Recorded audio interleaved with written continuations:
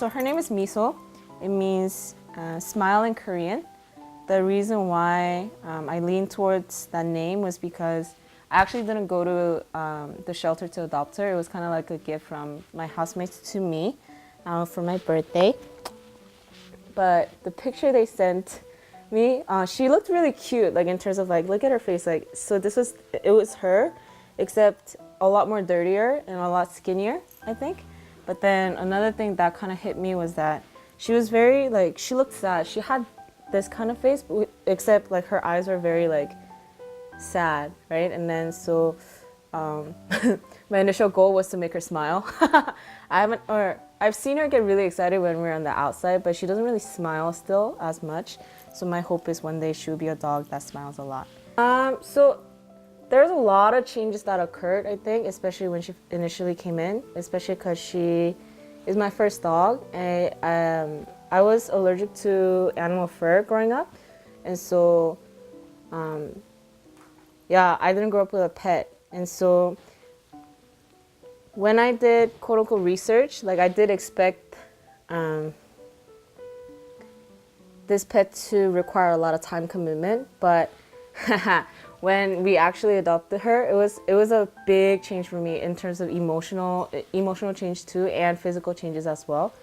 One of the most, I guess, like in terms of emotional changes, I'll start with kind of like the hard areas. I didn't expect her to have separation anxiety. So at first, maybe because she was abandoned before, she had a really hard time whenever we left the house, especially when she was alone, to a point where she was howling. And we got a note from a neighbor saying that she was howling, and so they wanted us to take care of that right away. And in terms of that, it was very stressful because for me, time is something that's kind of hard to give out easily because partially because I am taking classes and working, and so usually I'm out like starting like 7 a.m. in the morning, and usually when I end everything, I'll come home around like 9 or 10, right? So staying outside was more of a norm. But because she requires so much of my time inside the house, I think initially that was very stressful. And like at that time, I kind of understood, like, maybe not understood the husbands, but you know how sometimes guys, like, they don't want to go home when they're married because they feel all these responsibilities, but they know they should go home. And I've kind of felt like that. And so that was kind of like the funny thing. I've always wanted a dog ever since I was really young. One, like, I like dogs.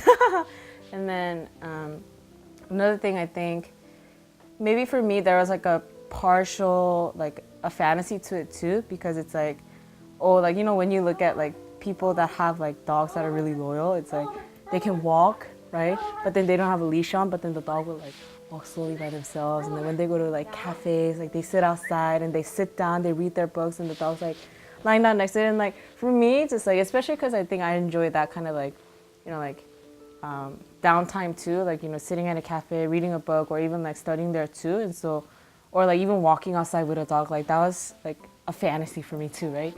But at the same time, like what made me think a lot before I actually, or I guess it was like what made me hesitant to buy, or like go buy a dog or adopt a dog myself, was that I wasn't sure if I can put in that commitment.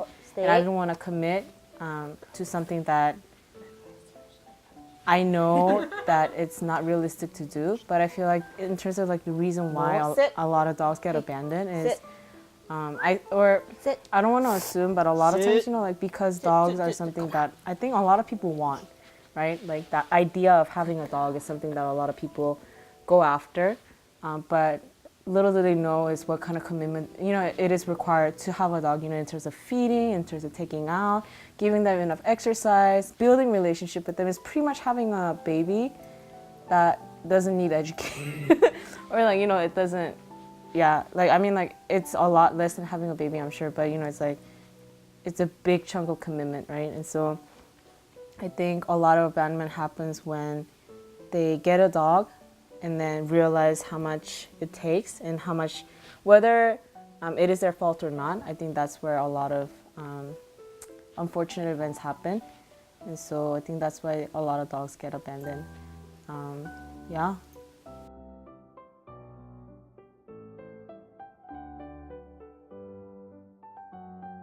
I think the owner's a little Miso obsessed. She always looks for Miso. When she's sleeping, she needs Miso by her side.